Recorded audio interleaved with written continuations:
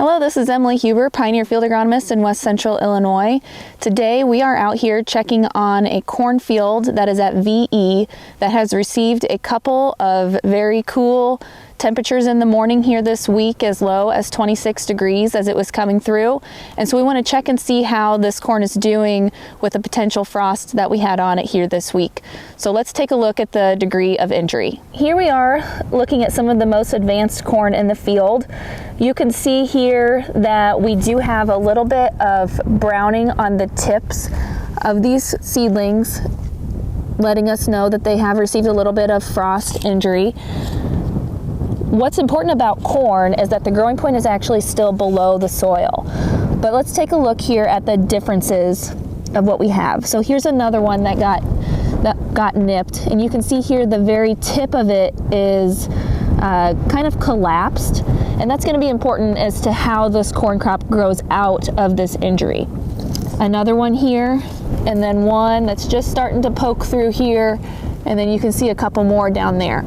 So different degrees of injury within this field. Well, let's come back over here to this one. So this one, what the corn plant is going to do as it grows up is it actually pushes new leaves out of the center. We can see that it's actually grown out of some of the frost injury here as it's pushed out this next set of leaves. What we want to evaluate is what the risk is of it being able to push through this top part. So now what I've done is just unrolled that next leaf, and you can see here that the next leaf that will come out is right there at the tip. It's got a little bit of brown itself, but it's really close to being out. So with a little bit of heat on this field, we'll be able to see if this corn plant will be able to push through that collapsed leaf there at the very top. So what's important about corn is that this growing point here, you can see this little line right here, it's actually still below the soil surface. And so that's great when we get these late season frosts on corn, is that the growing point is usually protected in these inclement weather conditions. As this corn crop grows and it becomes a V5, V6 corn plant, this is going to push up towards the surface and it'll actually be at the soil line at that time. But right now it's protected.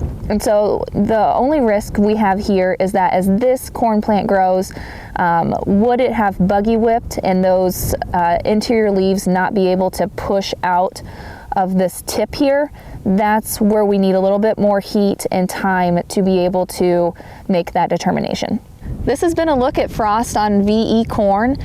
And my concern today for this field is very low. We just want to continue to monitor it as it grows out of this frost damage to see what kind of buggy whipping we could see.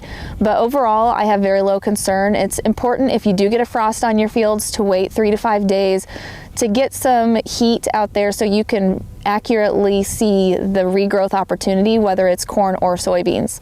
So I hope this finds you well and have a great planting season.